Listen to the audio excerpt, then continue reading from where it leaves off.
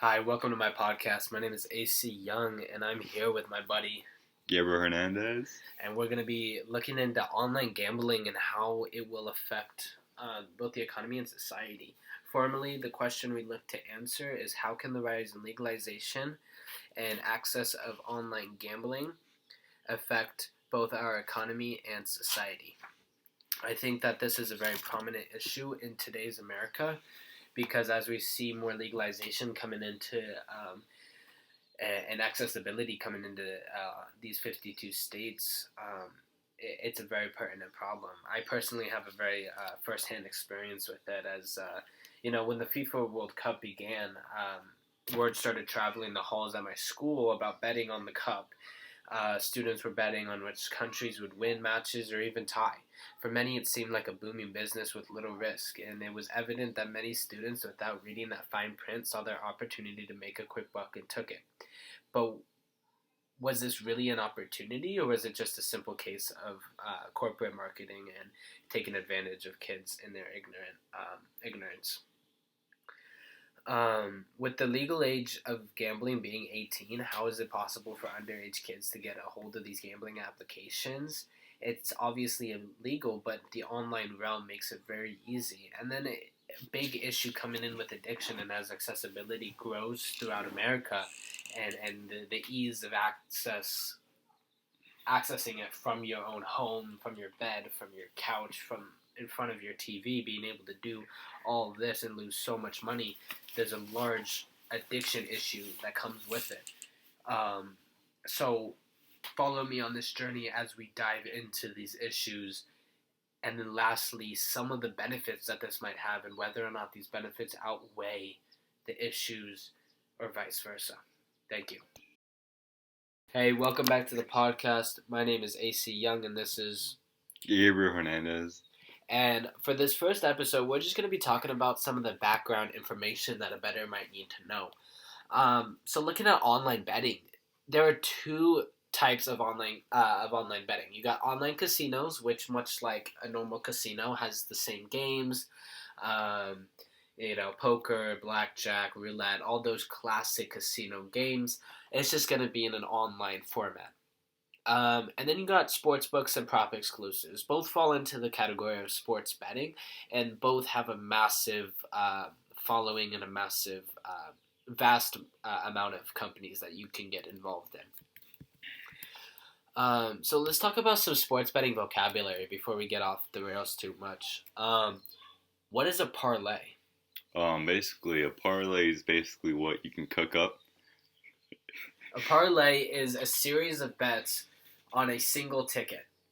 For example, taking the Heat to win today's game, or taking the Nuggets to win tomorrow's game. That's a parlay. And if one misses, the ticket loses. But if they both hit, the odds of that happening is much smaller, and therefore you get a bigger payout. You can stack, depending on the website and the company, you can stack some up to 14, some up to 12, others up to 6. But basically, the more you stack, the bigger the payout's going to be. However, the smaller the odds that they hit. But how do odds work? There's a big difference between odds in sports books and prop betting exclusives, but and prop betting exclusives, we'll get into that a little bit more a little bit later. But basically, the odds are the odds at which the bet's gonna hit. So the bigger the parlay, the smaller the odds, the bigger the payout. If you're just taking one single bet on a point spread, which I'll dive into in a second, or a game outcome, the odds aren't going to be too massive, and you're not going to get a huge payout. However, much safer bet. So what is a future or a point spread? A future bet is a bet that you place for a future outcome. For example, predicting the winner of the World Cup before it begins, or predicting the winner of the Super Bowl before the season starts. And then a point spread is much like a game outcome, except with a little bit of a twist. So you could take, for example, the Niners to beat the Chiefs in a game. And if they just outright win it, you win. or you can take the Niners point spread, which in the 2020 Super Bowl was set at +1.5. The Niners could lose that game by less than 1.5 points, and you'd still get your payout. So there's a bit of some strategy going on here. And then you got a prop. A prop is a bet where a player, taking a player's a single statistic to go over or under. For example, Jordan Poole on the Golden State Warriors to take 13.5 points, rebounds, and assists. So adding all of his stats together at the end of the game. Is he going to go over that, or is he going to go under that? What do you think? You predict it before the game starts, and you can place the bet. Now, there's a whole vast world of all this information out there, and we take a look at how many companies there are. I mean, in the United States alone, there are 333 businesses in the industry. On both the online casino and the sports betting side of things. I mean, looking at casinos, you got Slots LV, Bet Online, Slots Empire, Cafe Casino.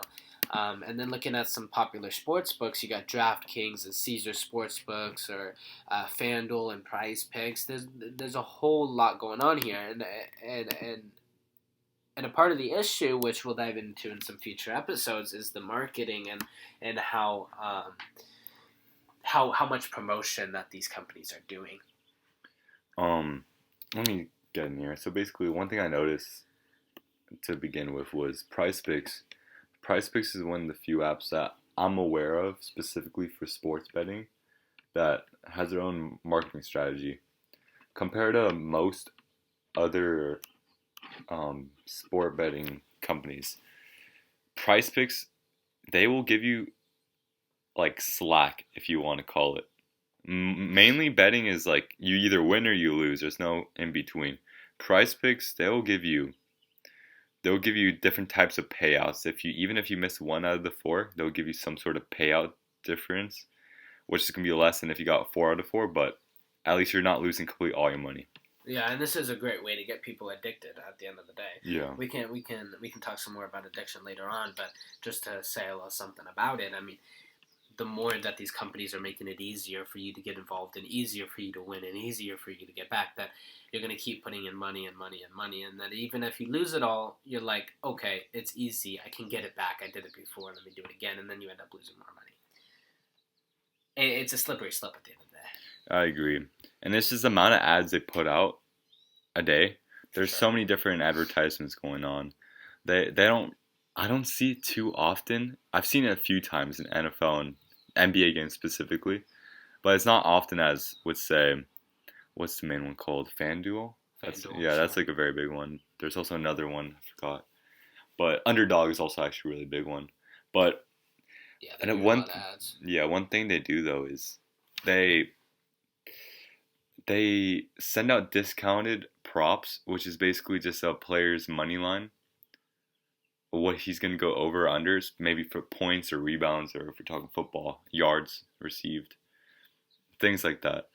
They'll reduce it so it's like a discounted, so there's a higher chance of it hitting. Yeah, so like if their average is 20 points a game, and then they give it to you for 17 points, much higher odds of it hitting.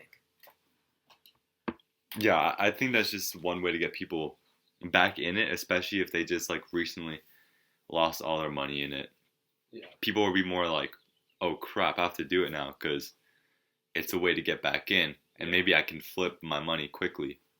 But people understand that it is a trap at the end of the day, but there is a way to make money off this. I know a few people that are currently succeeding. Of course, they have like downfalls and everything, but they have readers that can read research and all sorts of things like that. They did really well with it. I did all right. I'm not doing horrible, but I'm not doing the best. But everyone's different, and if you don't have the proper knowledge and just the research you're doing isn't correct, I'd say it's a really tough chance to win.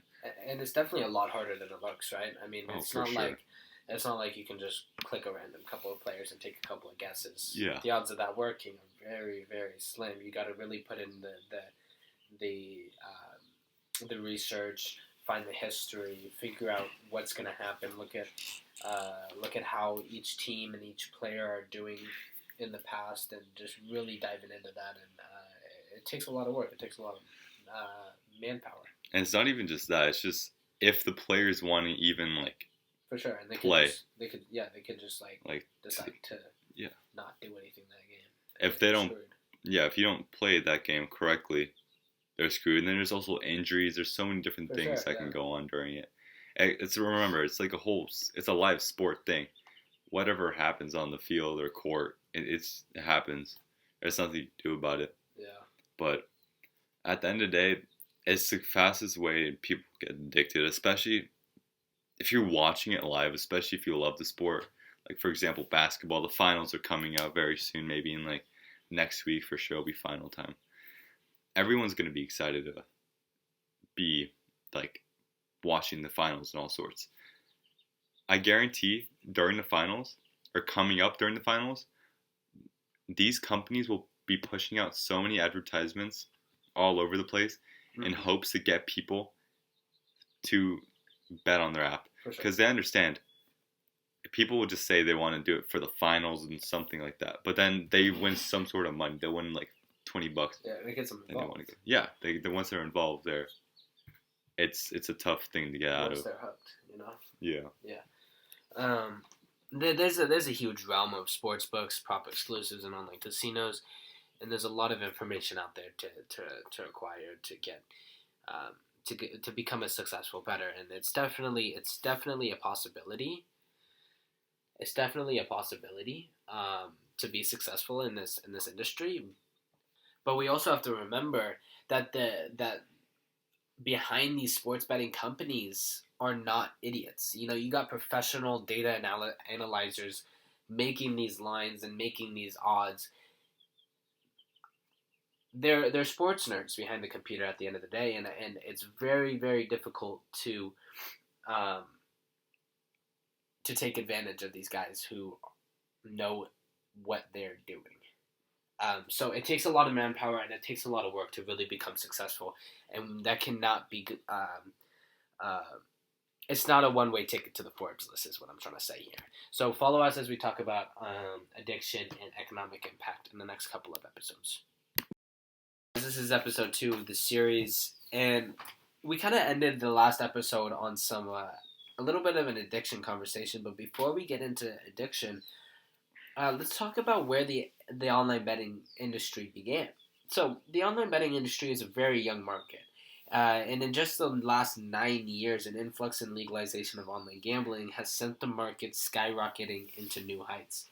I mean, it was just 10 years ago that people had to physically go into casinos to gamble, whether it was Vegas or a wealthy Native American reservation. They had to physically get in there, physically take out a wad of cash, and physically hand it to a teller, all in a physical building. However, this all changed in 2013 when New Jersey became the first state to permit an online casino in the United States. Today, there are dozens of such platforms. Due to the relaxed stance the Obama administration took on the matter, New Jersey was successful in legalizing a limited form of online gambling, and just 5 years later, in 2018, the Supreme Court struck down the 1992 Professional and Amateur Sports Protection Act, opening the floodgate. Immediately, states across the country got involved in the market. However, this does not mean that the industry is federally legal. There are 33 states with legalized online gambling in different forms. 3 states have legalized online gambling that is not yet operational, and 9 states are in the process of legalization. There were only 5 with no attempt at legalization. For many aspiring bettors, odds, there is an availability in your area.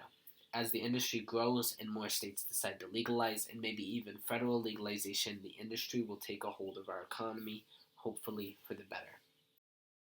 Welcome back, guys. I'm AC Young, and this is Gabriel Hernandez.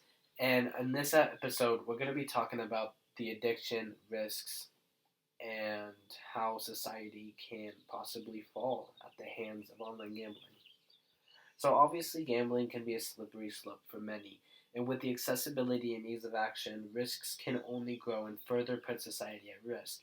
It is intuitive that the easier gambling gets, the easier people will get addicted to it. Studies show that unprecedented access would lead to more problems gambling, addiction, and crime. In fact, the National Council on Problem Gambling reports online sports bettors are up to 5 times more likely to develop problem gambling than other types of gamblers. An addiction to gambling can leave lives in ruins, not only for the addicted, but those affected by the addict's irrational decisions. People can lose homes, cars, or even jobs, and relationships can crumble. But gambling as a whole is nothing new. So, why is this just now a problem? It is impossible to stop someone from getting around digital boundaries. And if someone is banned from one sportsbook, they can sign up for another. The fact of the matter is that gambling addiction is unpreventable. I spoke with Cheryl Oconee about the issue. Oconee is a psychotherapist who often deals with addiction, often substance and alcohol abuse. When asked about the difference between substance and alcohol abuse versus a gambling addiction, she said that the difference is that a substance completely destroys the brain and physically and internal necessities. Things like meth usage leads to an irreversible psychosis. It also causes the body to age and has huge health implications. It can cause someone to have issues or a complete failure in many core organs like the liver, heart, or kidneys. Gambling repercussions are all external, causing a loss of income, a breakdown in the family system, problems with friends, and maybe a loss of a job. I asked her how someone who is addicted can get past it and how we can help and rehabilitate gambling addicts.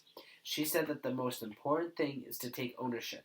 No one can force an addict to get help because if they don't want it, they will never work for it. A gambler must see the problem they are causing and want to change for the betterment of themselves and their family. Next, Oconee determines what help means for this person, what changes they want to see, and how much work are they willing to put in.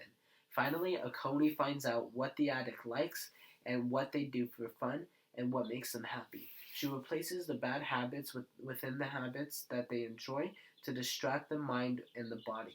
Cheryl Oconee has been the hero in many lives, and her tactics can help us all as a community to get through any addiction any individual suffers. And as friends and family to an addict, we can all help them through any process that is required. It is very important for friends and family to help those who are clearly suffering an addiction. As gambling rises and as it expands, addiction is obviously going to be much more prominent, and it's important for us to be aware of these issues, some signs, to assist those who need the help.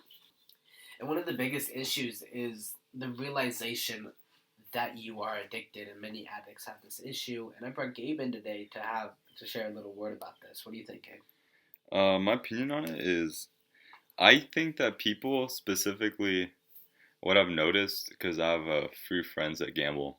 I'm not saying they're addicted, but they they like to hide their losses, if that makes sense. Obviously, you do hide your losses. Losses will happen with any sort of gambling. It's like impossible not to lose, you know? Yeah, Gambling's for sure, against you. But they try to hide it once they realize that they might be hooked or things are going downhill. But at the end of the day, I feel like once you're at that point, you realize, oh, maybe this isn't the best idea for me.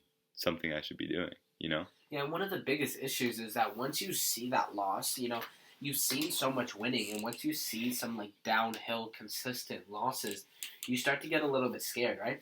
You start to think, well, I got to get myself out of this situation, and so you end up putting more money into the situation, which ends up bringing you further and further and further down that hill, right?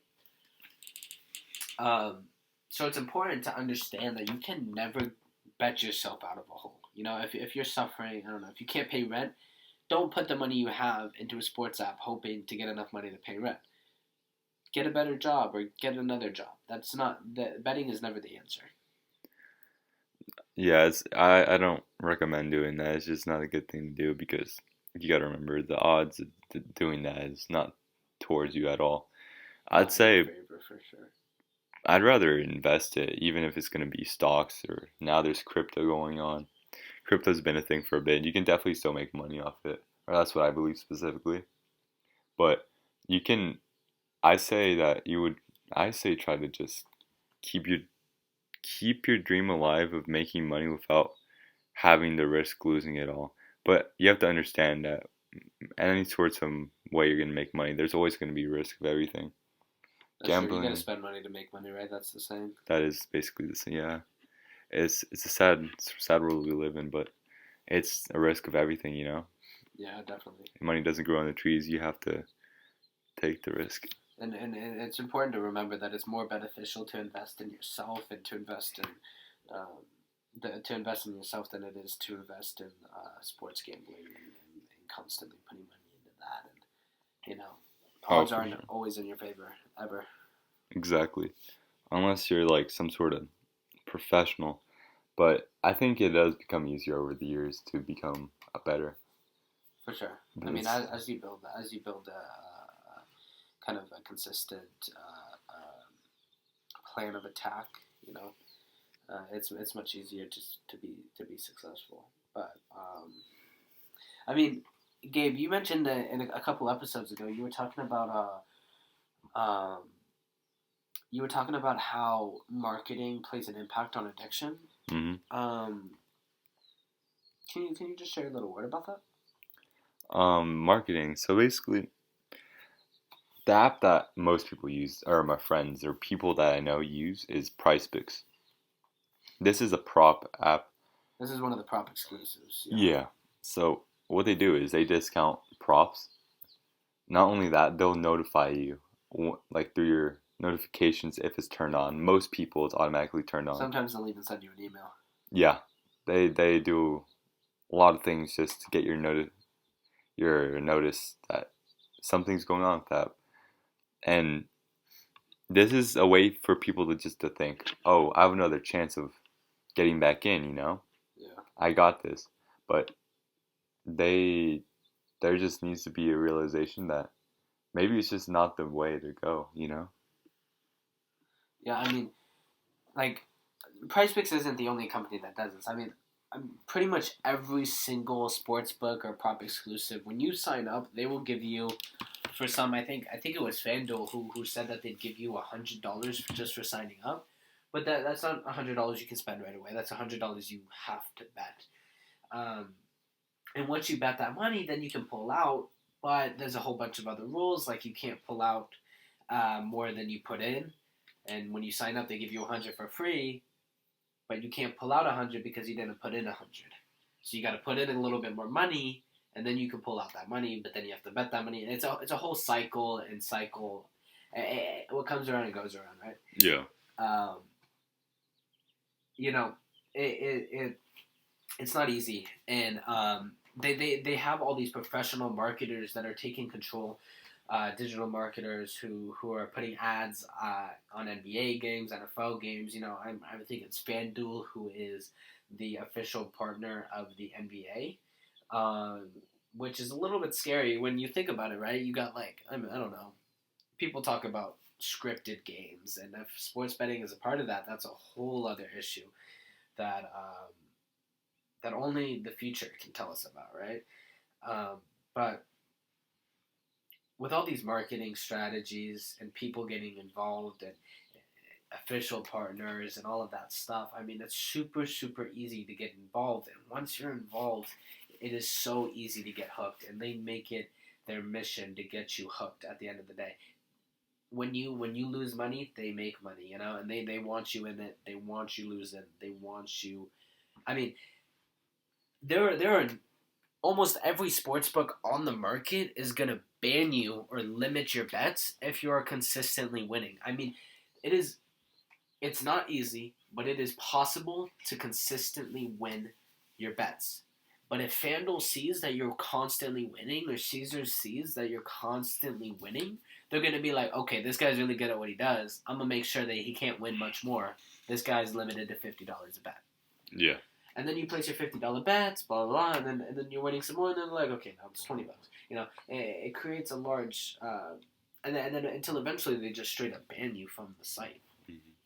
Um, so they definitely take advantage of some of these problem gamblers, and that's definitely a big issue. And they kind of have a history with this when it comes to taking advantage and using their marketing strategies to get people involved, and especially when it comes to young people.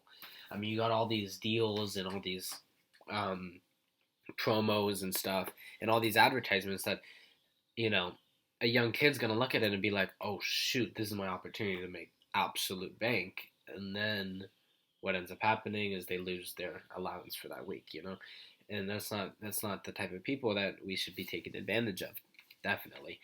Um, and so, I mean, I know many sports books, many online casinos, many companies require you to send in a picture of your ID, put in your date of birth, all of that stuff.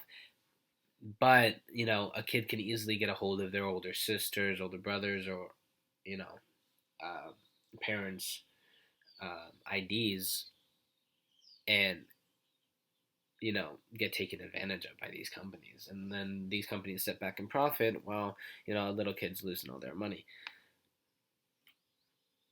And a part of this issue is just technology as a whole. I mean, you got like just the online realm and how easy it is to get around certain barriers and certain issues. You're never gonna really be able to stop anyone, especially with all these companies. If one company figures it out and stops someone, then they're gonna turn to the next company. When they figure it out and they get stopped, they're gonna turn to the next company. And there's 333 companies to turn to. So it's a very tough situation that we find ourselves in, having to, you know, combat such simple issues that should have never began. Yeah, I agree. I feel like it's gotten too far to the point where it's just gonna take too much time to do it. Unless I don't know if the government can't get, because they can't. I don't know if they can ban gambling altogether. Because I feel like that's the only way they'd be able to do it. Yeah, that's part of the issue, right? Huh? That would be a huge issue because I don't know. So many. Las Vegas is going to go to hell. Yeah, exactly. And you mentioned that we could strike down like the legalization of gambling. We can't. Well, yeah. I mean, that's like the only way. But the issue is that in 2018 the Supreme Court made it available, and so to reverse that, you'd have to take it back to the Supreme Court, and that's not a big prominent issue in today's society. Exactly. And it's not going to be something that the Supreme Court's going to want to see or really care about enough to make a decision on. Yeah, and it's just going to take too long for everything. And it's a big process. Yeah. Too, yeah. But it also puts you in a situation where kids can just do identity fraud and just get away with all sorts of gambling online. Yeah, that's an issue for sure. Yeah. And so as a society, we kind of have to think about where this is headed, think about the possible futures, and how can we prevent that, and how can we figure out ways to combat this ease of action from kids and problem gamblers. It's a big thing that we got to think about coming into the new era of online gambling. Yeah, I can only see this business honestly growing exponentially. I really think it's going to grow in the future, and once, especially the next coming generations, the classes behind us, I already know this is going to be a much bigger thing for them than our class. Once, all it takes is a few friends in a friend group to get started, and eventually everyone's going to get in it because people think it's free money, which it is for a minute until it's not. Until it's not. It's not, yeah. And then you're paying money, but you really gotta just be smart with it. Just understand that you can have fun with it. Actually, how do I say? There's places where you can bet fake money, if that makes sense. It's not as fun as but betting you're not money. Winning any money, and nobody really wants to get involved in that if they're not winning anything. What's the point? That's true. But I felt like if maybe kids, I feel like that's actually could be a way to like get away from the addiction. Okay, but don't you think that might be a way to get towards addiction? I can also see it as a way to get away from it, because what if you go from betting real money to be like, oh crap, let me bet with fake money. Then once they realize, oh, I'm not even winning my fake money, why would I put my real money in it? Yeah, I mean, true. But what do you think about kids getting involved in this fake market, and then when they get older, Yeah. they're able to put in real money, and then Yeah, Brody doesn't know how to play the game. I agree. It's just I don't know. It goes both ways in my opinion. Yeah, I for think sure. it can just swing both ways. You know what I mean? As we end this episode off, I just wanna kind of just want the listeners out there to think about where online gambling the industry is gonna be, and how we can kind of think about and take a couple steps into the future to prevent some big issues in addiction, problem gambling, and then kids getting a hold of these markets. Thank you. Welcome back, guys. This is AC Young, and I'm with. Gabriel Hernandez. And on this episode, we're going to be taking a look at the economic impact that the gambling industry has on America. As online gambling further expands and grasps a larger hold on American citizens, the industry will massively benefit the economy, and that's just a fact. America is by no means the first country to see and take advantage of the opportunities available of online sports gambling. Across the world, economies and societies have benefited from these gamblers. For example, England has, in the last couple of years, have gone into it and has seen great economic impact. Um, but because online gambling generates billions of dollars in revenue for governments around the world. This money is used to fund public services and programs as well as to create jobs. In addition, online gambling helps to boost tourism and can bring new visitors to a city or country. Gambling has made a huge impact in nations' economies across the world. As the U.S. dives deeper into this industry, the economy will expect to see a much larger impact. Um, it is estimated that, currently the industry is valued at $57 billion American dollars. This is in 2021, and it is estimated to reach about 153 billion US dollars by 2030. So that's only 9 years, 7 years for us, and 9 years since this prediction was made. Which leaves the industry growing at a CAGR rate of 11.7% between 2022 and 2030. CAGR is short for compound annual growth rate. It is an equation that determines the rate at which something grows over the time period of a year.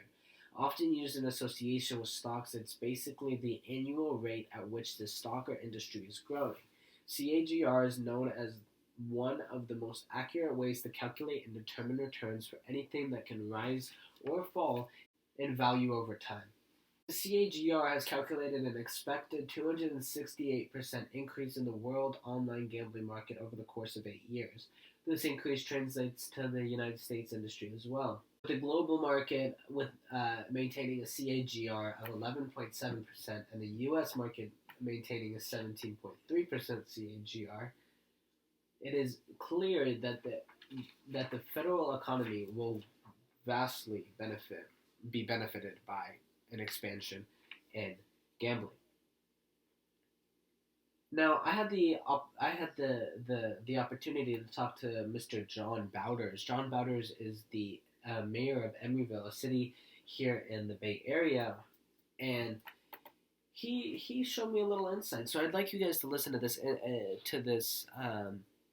interview coming up next.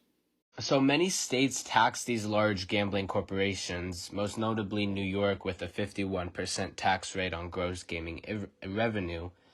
Where do these taxes go? And for the city of Emeryville or the state of California as a whole, how might these taxes benefit us?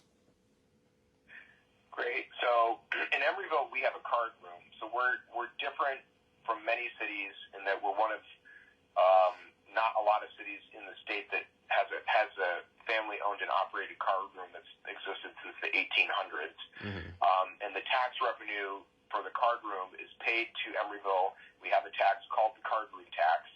So it's a special tax of its own. It's about 10% of the gross receipts at the card room, and they pay it to the city of Emeryville annually based on the total dollars transacted at the Oaks Club, which is the name of the card room.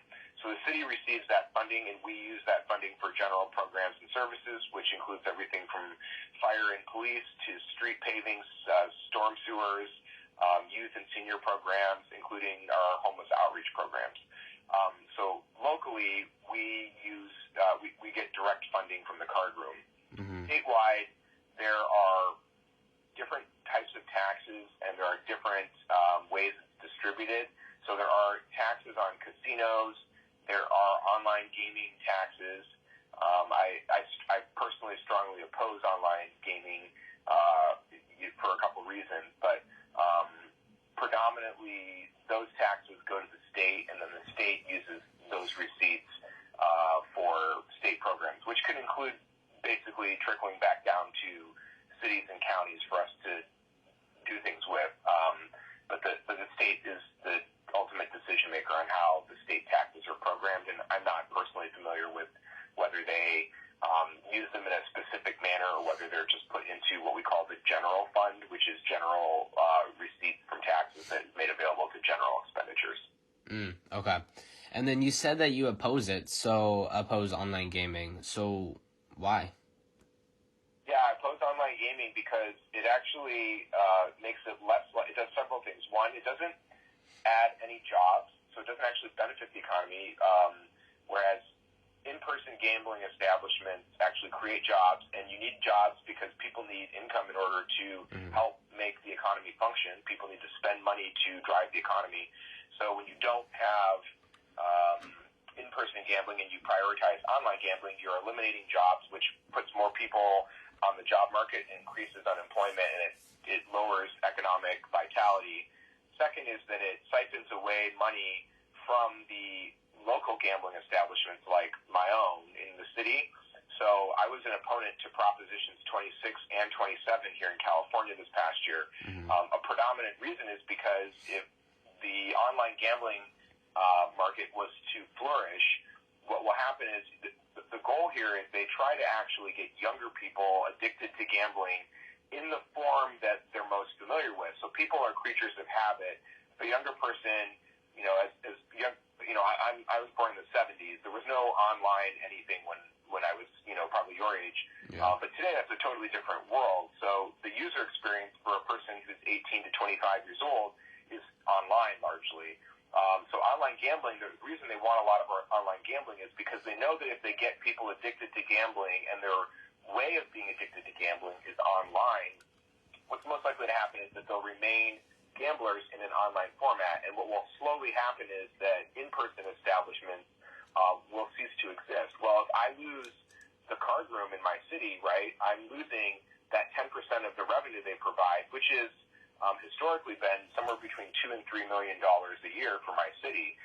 That now means I have to make changes to services I provide. So services means I may have to cut police officers. I may have to cut the homeless services program. I may have to cut other things that are a part of the annual budget if we lost that revenue stream. And so online gambling is a direct threat to local gambling establishments, largely because the money goes out of state in most cases to a state that doesn't have adequate or sufficient taxes on it, and it also eliminates the local tax opportunity. In-person gambling establishments are largely owned and operated either by Native American tribes or they exist in communities of color like mine, which was historically a black community. So we're basically taking dollars and services away from lower income and minority dominant communities and putting it in the pockets of people who operate an online business, often in some places it's a tax haven. So we're both eliminating jobs, which is going to harm the economy, but we're also eliminating the direct opportunity for local resources to cities. On top of that, there aren't online. It's really hard to monitor and police online gambling. You can come into a gambling room like in Emeryville, and gambling inspectors from the state are here all the time.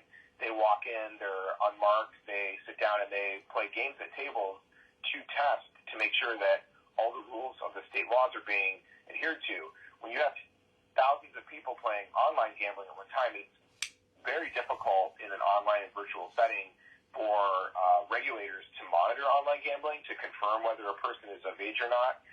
So there are opportunities for underage gambling and other violations of the law that can harm young people, can create credit or debt problems for young people who don't really understand what that means for the long-term benefit of their financial life. And it's really hard to regulate and police it. So for enforcement reasons as well, I actually think online gambling is, in the long term, a more dangerous venture than in-person gambling. Yeah, that was part of the stuff that I was looking at, is dealing with how do we combat underage gambling, and how can we restrict players, because I know that a lot of in-person gambling, like casinos or whatever, have like limits for problem gamblers, but if you go online, that's not going to happen, especially because these corporations are thriving off of these problem gamblers. Right.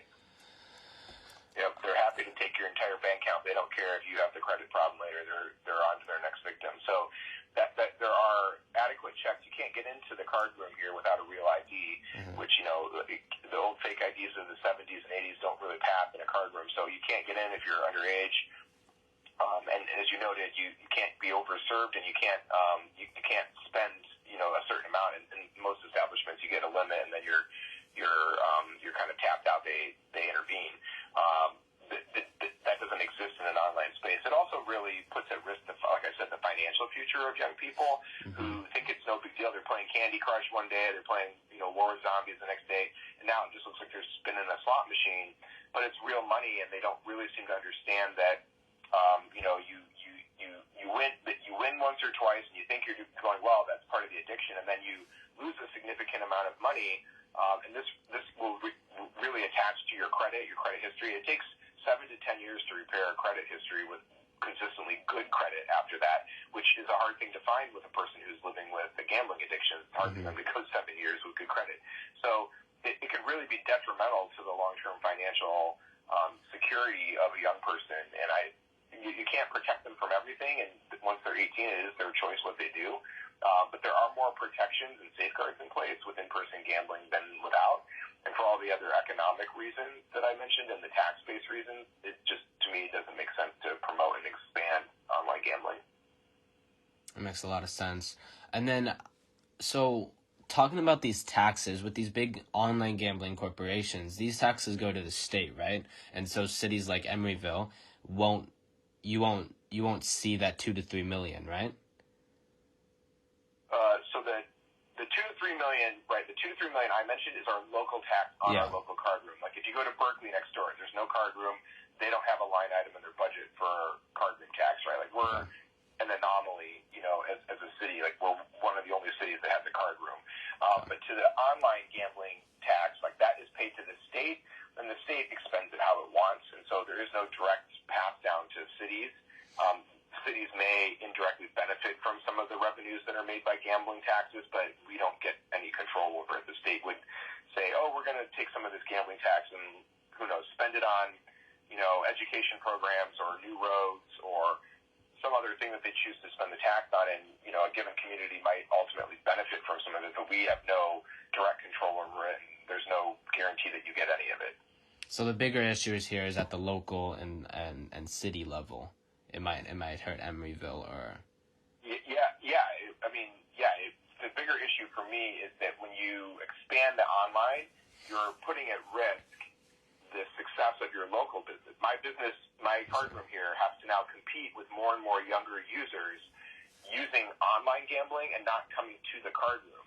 And when the card room's receipts go down, when fewer people are showing up at the card room, what happens is the card room makes less revenue, which means translates to lower tax revenues for the city, right? So if they do $30 million in business in a year, we get $3 million of that as a card room tax. If they only do $20 million of business next year, we only get $2 million. That's $1 million difference, which means I have to make choices about laying people off or not funding programs the following year in the budget because I don't have the money, and cities can't just you have to have a balanced budget to be a city. So the difference is that what it's doing is it's not that there's a lack of interest in gambling or people willing to gamble. It's how they're gambling that matters, right? And so the kind of battle behind the scenes between the online and in-person gambling establishments is they know that if they can get people addicted to gambling in a certain way, like the way they do it, it's the same with the card rooms. There are people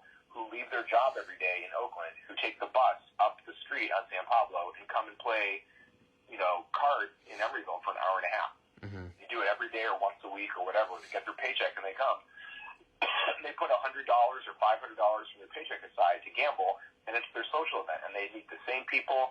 They have the same dinner. They, on Friday night they come over and they meet their friends and they play cards at the card room. And it's a social habit that gets created as part of the addiction.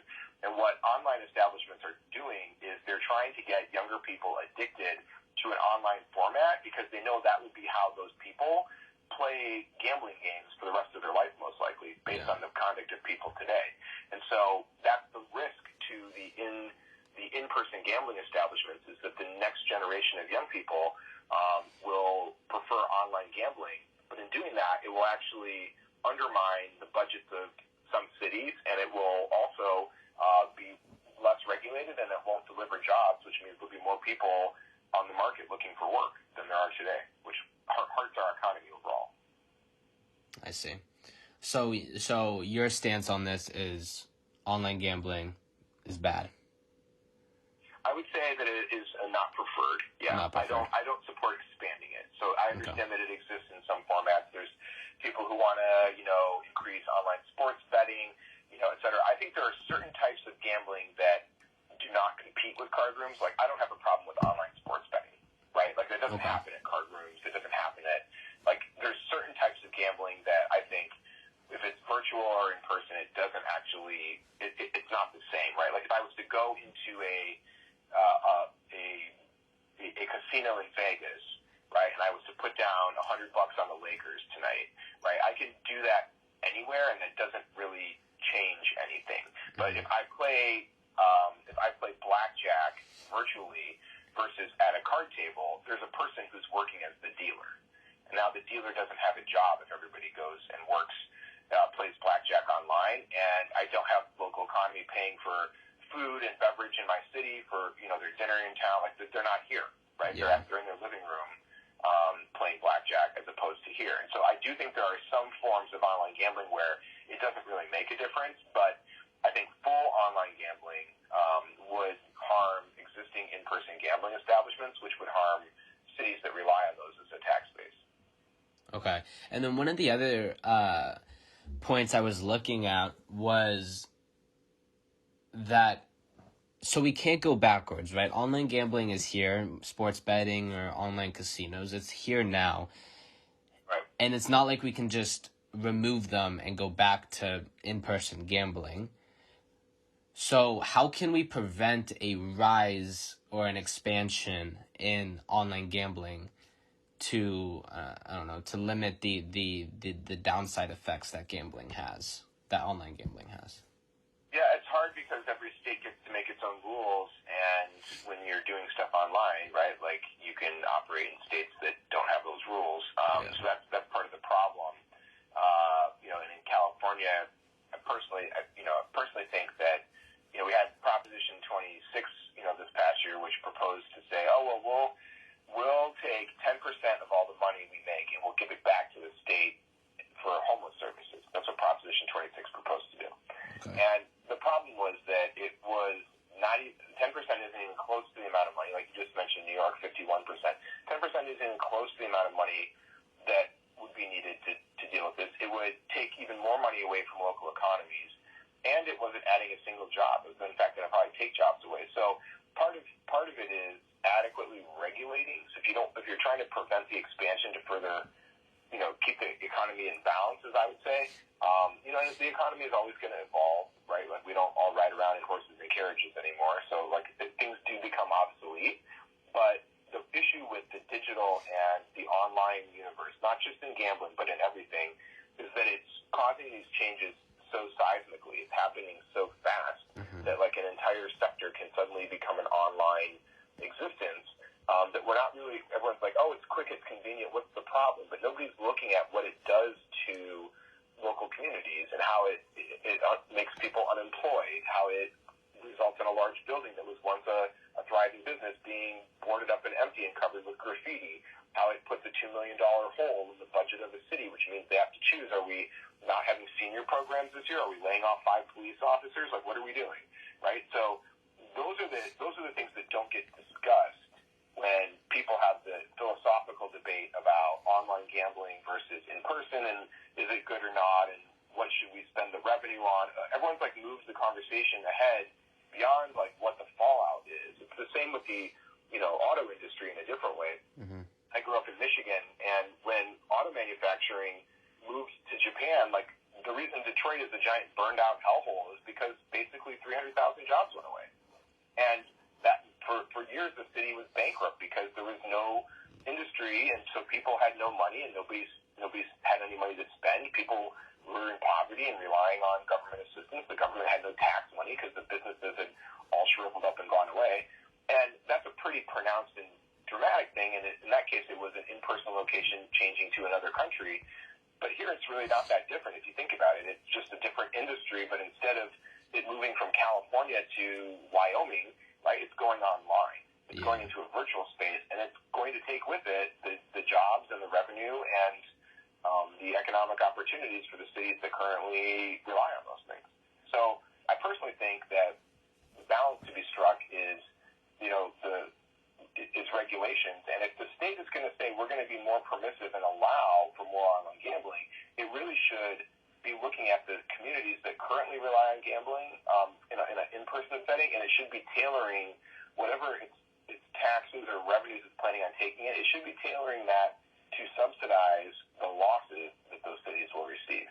So if the state wants to say, you know what, we're going to give you, Emeryville, $3 million out of all the taxes we get every year to protect against the loss of your business that you currently have, then we could have a different conversation maybe. But that's never how it's proposed, right? It's just the state will just get the money and do what it wants with it. All right, well, good luck with it. All right, thank you. You're welcome. Take care. You too. Have a nice day. Bowder shared some great insight on what it means for Emeryville seeing an expansion in online gambling. And it's clear that federally gambling can boost our economy astronomically. However, the real issue falls under the smaller communities. And in the interview with John Bowders, he shed some light on this side of the construct. Emeryville contains a card room, right, as explained by Bowders. This card room is taxed by Emeryville and plays a huge role in Emeryville's economy. On average, Bowders collects $4 million annually from the card room. This money helps to pay for all of the Emeryville city's costs, employees, projects of public housing, and homeless solutions. Without this money, Emeryville would not be the city it is today. And as explained by Bowders, an expansion in online gambling will lead to a closing of this Emeryville card room. And if that Emeryville card room closes, Emeryville won't see $4 million annually. And instead, the taxes that the state collects from these online corporations will be at their discretion for use, and Emeryville might not see any money. And even if they do, it's nowhere near that $4 million that they were seeing before. And this creates a large problem for smaller cities all across America who are suffering a similar issue. And it is important to understand that despite seeing benefits in federal economy, it might not translating to personal benefits for you and me, or to cities like Emeryville and Mr. John Bowders. Definitely something we should be keeping in mind when we talk about the economic impacts, and it should not be shied away despite seeing such great impacts from the CAGR ratings and in the federal economy. Back everybody, I'm AC Young, and this is Gabriel Hernandez, and today we're going to be talking about we're just going to be wrapping up our series here on online gambling and discussing what society's final steps should be towards the subject. So at the end of the day, gambling is a battle of morality. While it is clear that the benefits to the federal economy are great, it is unclear how it will affect society as the industry goes into the future, right? We got a whole bunch of problems here with addiction, underage gambling, and even small market economies. It's our decision as a society to decide where our next steps are, right? Yeah.